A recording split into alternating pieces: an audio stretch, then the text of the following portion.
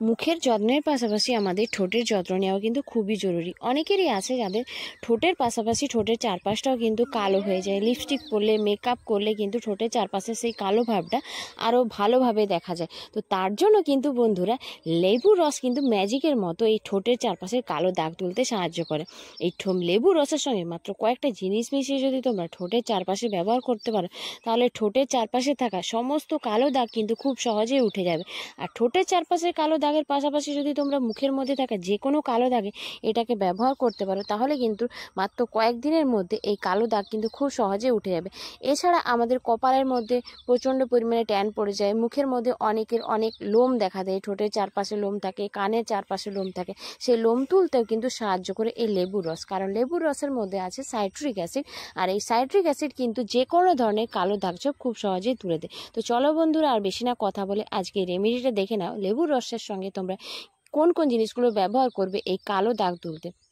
তার জন্য তোমাদেরকে প্রথমেই নিতে হবে চিনি। চিনি কিন্তু আমাদের ত্বকের জন্য খুবই জরুরি। এই চিনিটাকে তোমরা প্রথমে একটু ভালোভাবে গুঁড়ো করে নেবে, যাতে মোটা দানাগুলো একটু গুঁড়ো হয়ে যায়। তারপর তোমাদেরকে এর সঙ্গে মেশাতে হবে অর্ধেকটার মতো পাতিলেবুর রস। পাতিলেবুর রসের মধ্যে থাকা সাইট্রিক অ্যাসিড ত্বকের মধ্যে থাকা যে কোনো ধরনের দাগছোপ কিন্তু খুব সহজেই দূর করে দেয়। এর সঙ্গে তোমাদেরকে মেশাতে হবে মধু। এখানে তোমরা ডাবরের যে মধু হয় সেটাকেও নিতে পারো। এই মধু কিন্তু আমাদের ত্বকের যত্নে খুবই জরুরি। আমাদের ত্বককে নরম রাখতে, মোলায়েম রাখতে মধু কিন্তু খুবই উপকারী। তারপর এটার সঙ্গে তোমাদেরকে অল্প পরিমাণ জল দিয়ে এটাকে কিন্তু উনুনের আঁচে খুব ভালোভাবে একটু তোমাদেরকে ফুটিয়ে নিতে হবে। ফোটালে পরে দেখবে একটা আঠা আঠা মতো হয়ে আসবে। এটাকে তোমরা ততক্ষণ পর্যন্ত ফোটাবে যখন দেখবে এটা রঙটা একটু পরিবর্তন হয়ে গেছে। এরপর আমি এটাকে গ্যাসের চুলোতে একটু খুব ভালোভাবে আঁচের সাহায্যে এটাকে জাল দিয়ে দিচ্ছি।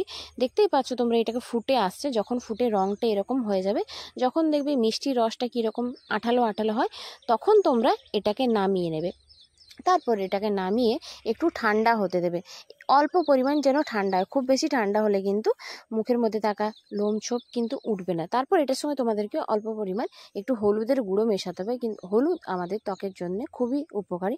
তারপর তোমাদের যে জায়গাগুলোতে লোম আছে, যেমন কানের পাশে লোম থাকে, যে জায়গাগুলোতে তোমাদের কালো দাগছোপ আছে, সেখানে এটাকে লাগিয়ে নেবে। আমাদের কপালে দেখবে অনেক সময় খুব প্রচণ্ড পরিমাণে ট্যান পড়ে যায়, সেই জায়গাতেও কিন্তু তোমরা এটাকে ব্যবহার করতে পারো।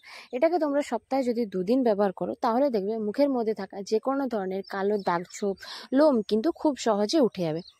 তারপর এটাকে লাগিয়ে আধা ঘন্টার মতো রেখে দেবে। যখন দেখবে এটা পুরোপুরি শুকনো হয়ে গেছে, তারপর এটাকে একটা টিস্যুর সাহায্যে খুব ভালোভাবে ক্লিন করে নেবে। তো আমার এটা প্রায় আধা ঘন্টার মতো রাখা হয়ে গেছে। এরপর আমি এটাকে একটা টিস্যুর সাহায্যে খুব ভালোভাবে তোমাদের যেদিকে লোমগুলো থাকবে তার উল্টো দিকে করে এটাকে ক্লিন করতে হবে। তো তোমরা দেখতে পাচ্ছ যেদিকে আমার লোমগুলো আছে তার উল্টো দিকে আমি ক্লিন করে নিচ্ছি। ঠোঁটের চারপাশে লাগিয়েছি আমি এটাকে, যে জায়গাগুলোতে তোমাদের কালো দাগছোপ আছে। তো তারপর তোমরা এটাকে খুব ভালোভাবে পরিষ্কার করে ঠান্ডা জল দিয়ে মুখটাকে ধুয়ে নেবে। তো চলো বন্ধুরা আজকের মতো এইটুকুই। আবারও চলে আসবো নতুন কোনো ভিডিও নিয়ে। ততক্ষণ সকলে খুব ভালো